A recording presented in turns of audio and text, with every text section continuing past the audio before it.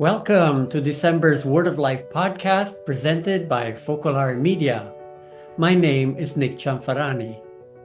In today's episode, Sharry Silvi shares her adventures of seeking employment at the United Nations and miraculously succeeding. Marc St-Hilaire tells us about a difficult work situation and how spending time with a colleague helped transform it into a positive one. And finally, Rose Schmits reminds us that when we choose to love, especially in seemingly impossible situations, God will do the rest. This month, the scripture phrase is taken from Luke chapter 1, verse 37. For nothing will be impossible with God. Before we dive into the stories, I'd like to ask Tom Rowley to give us a short introduction.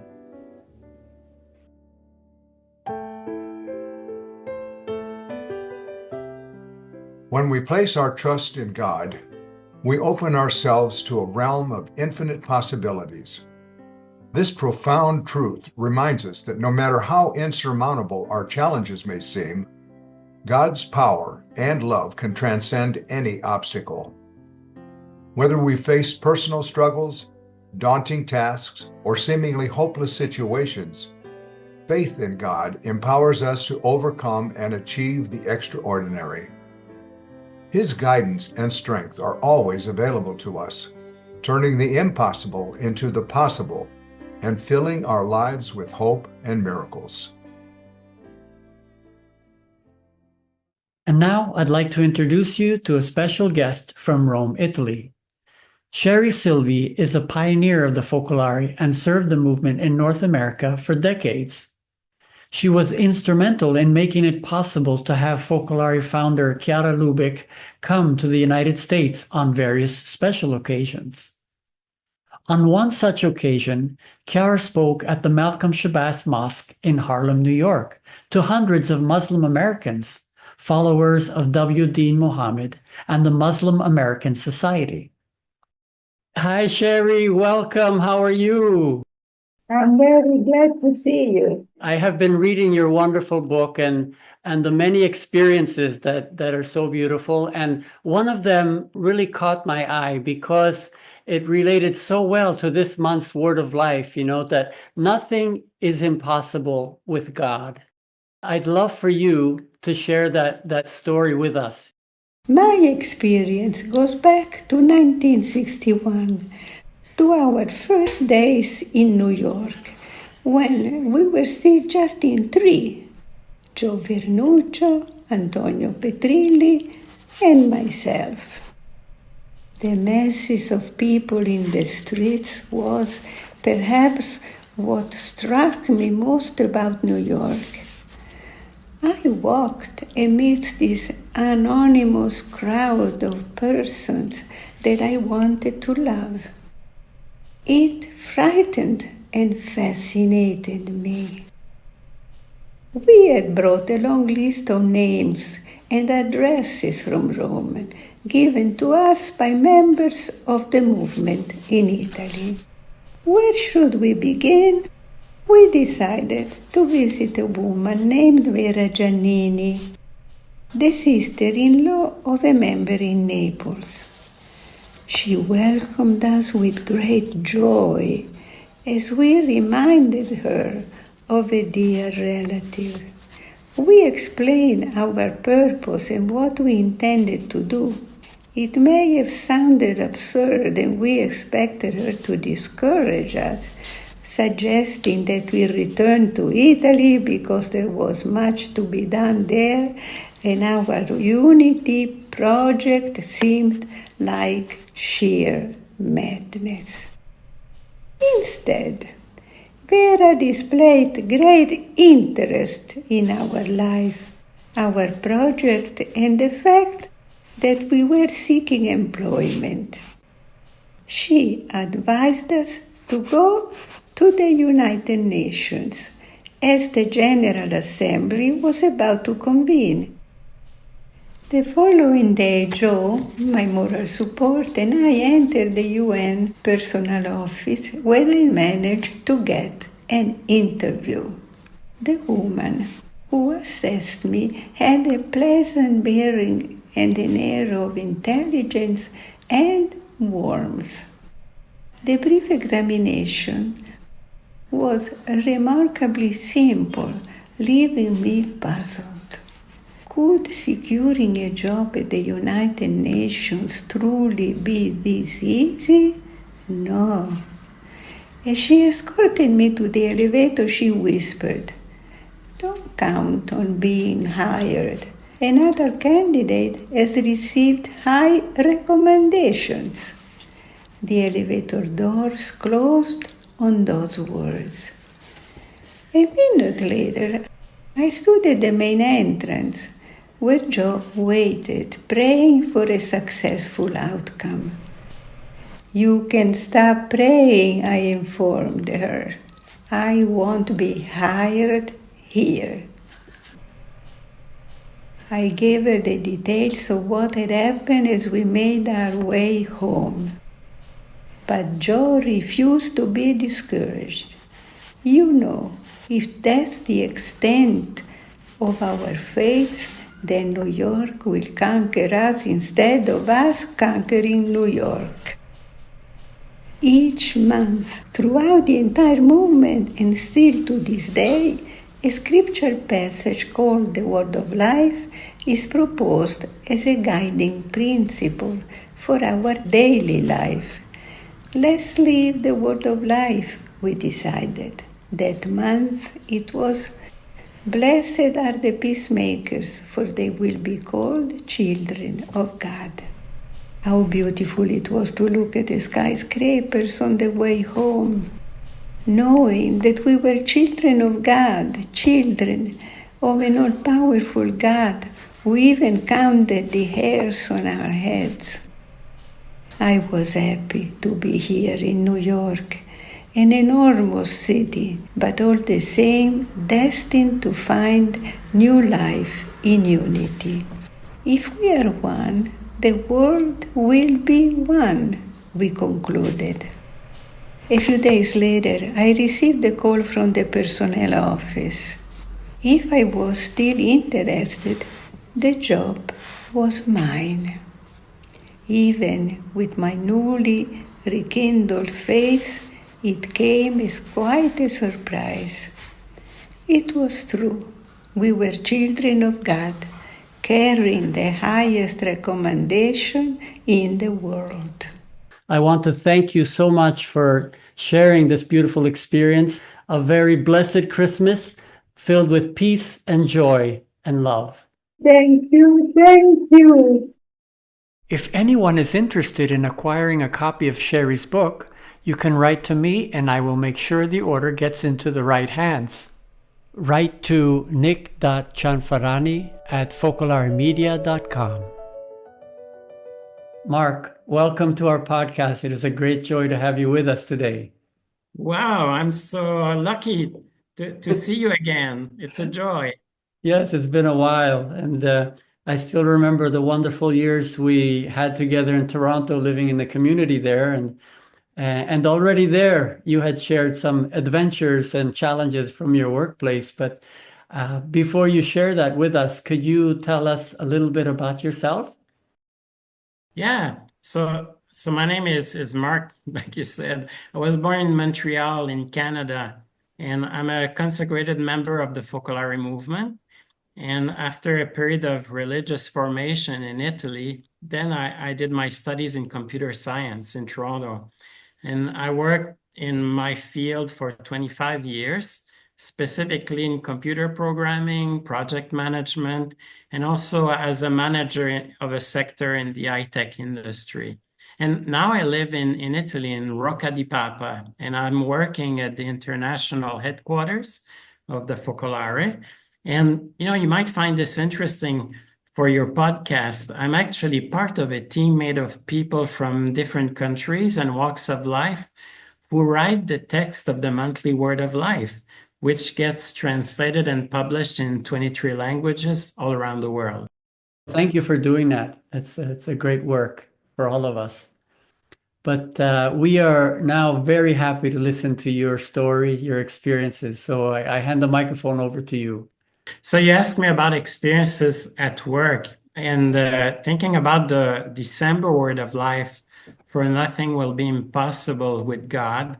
There are two particular experiences that came to mind. So at work, I was entrusted with a group of 10 engineers and who had survived the downsizing of their department. It was not an easy time, and the team had to be reorganized, and mutual trust had to be rebuilt. So this is an experience with one particular very valuable engineer on the team, but who had a particularly negative attitude.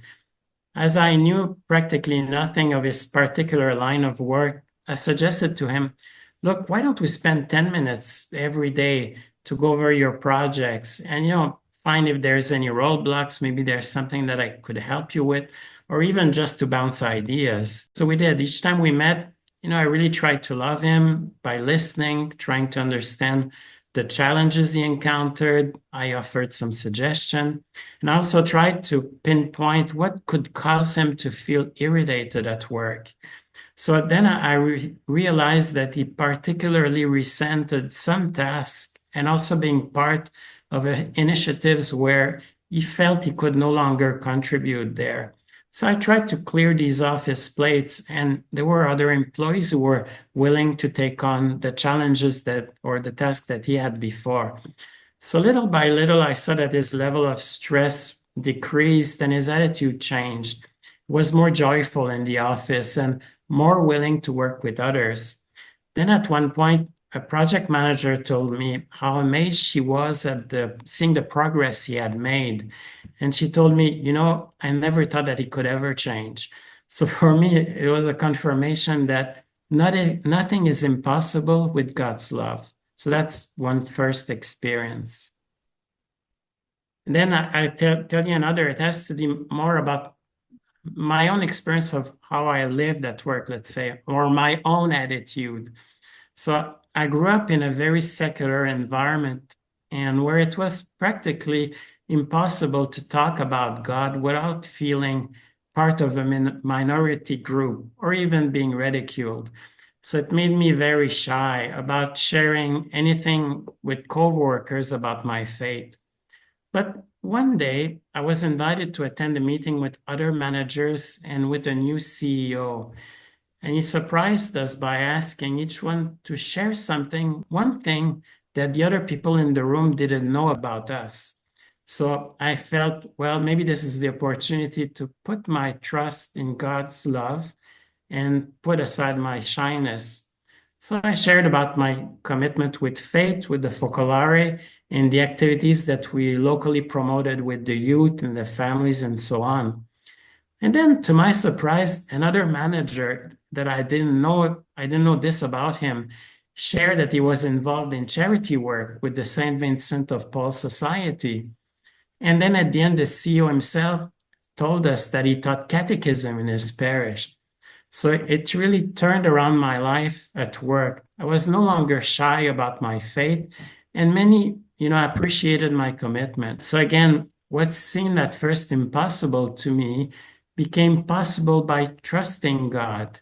And now that I live in Italy, a couple of coworkers from Canada came to visit Rome, and they wanted us to get together.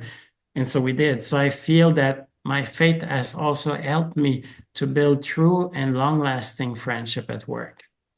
Wonderful, Marc. Thank you for sharing those experiences. They're so practical and so hands-on. And I think, God uses us as his instruments.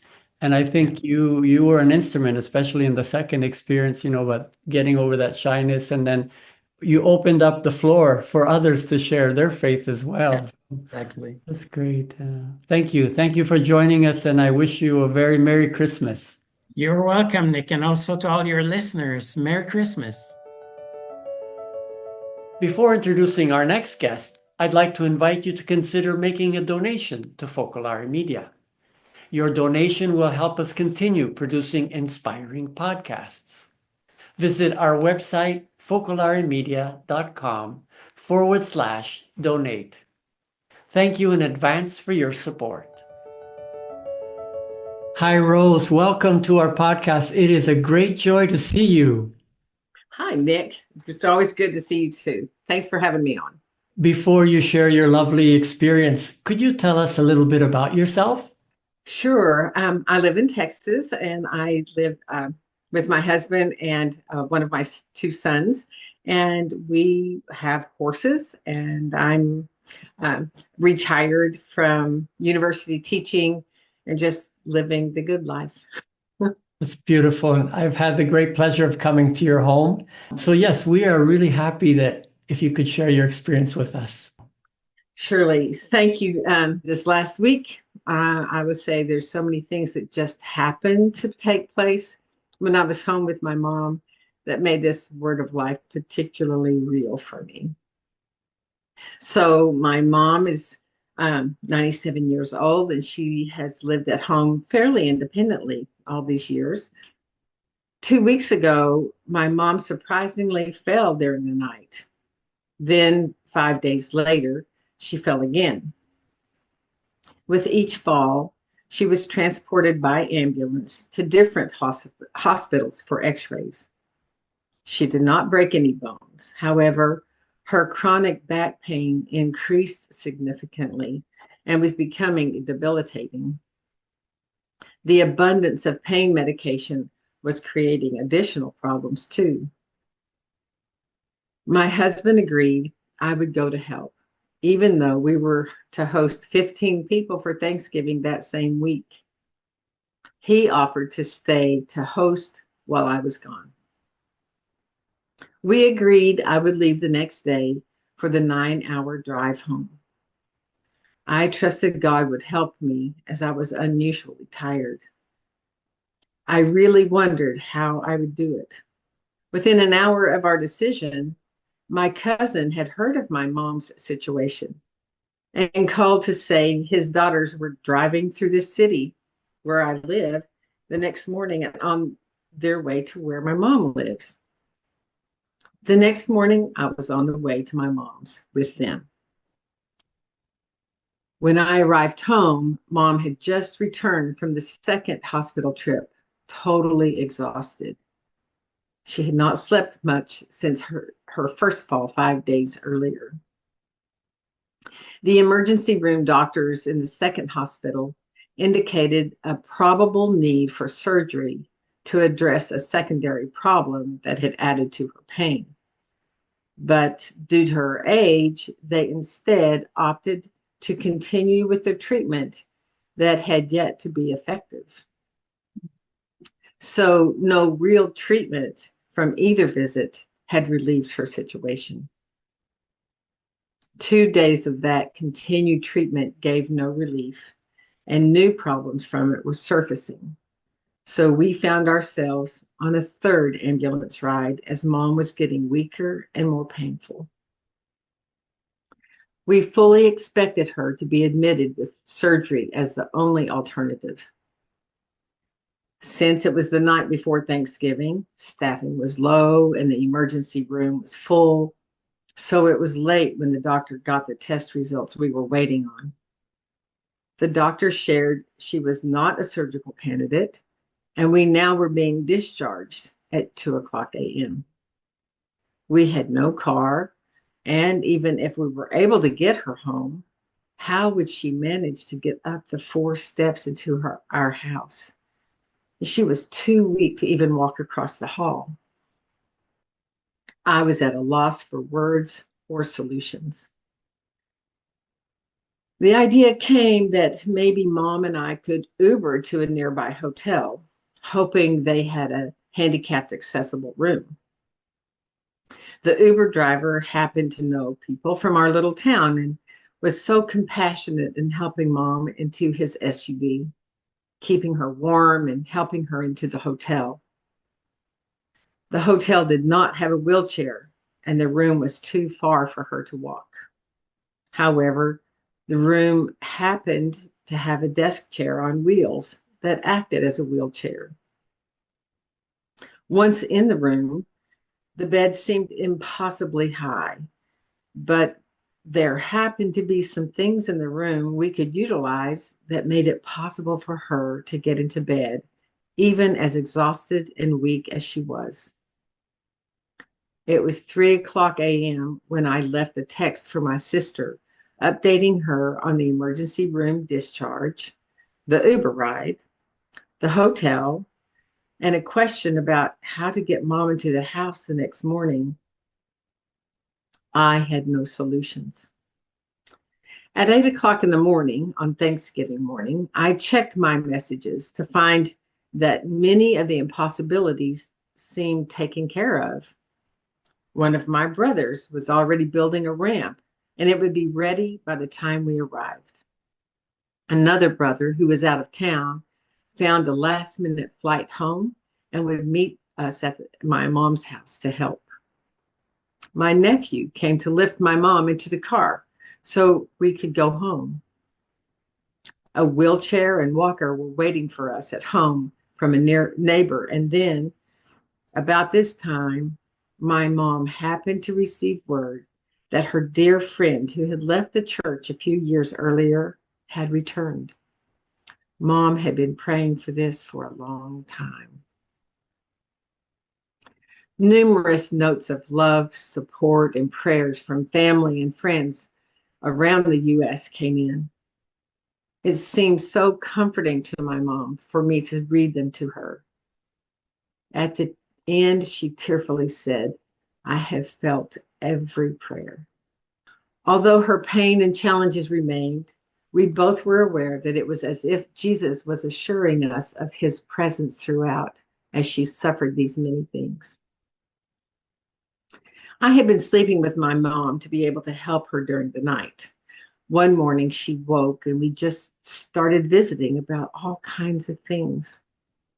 She usually needs her hearing aids to hear, but at that moment, speaking in quiet voices, she happened to hear everything.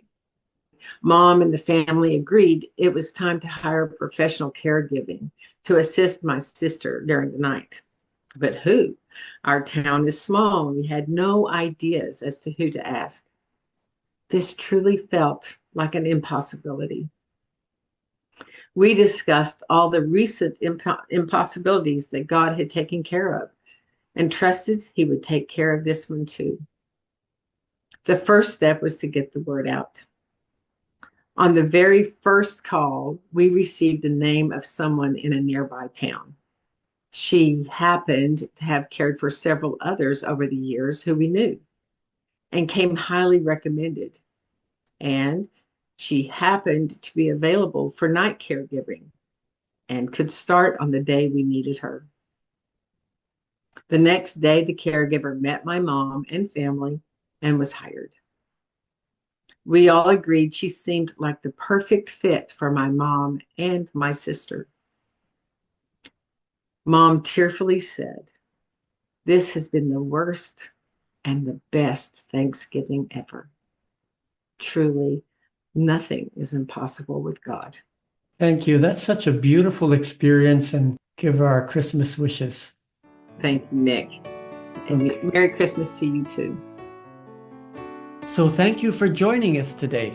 I hope you've been inspired by the wonderful stories shared. I look forward to being with you again next month.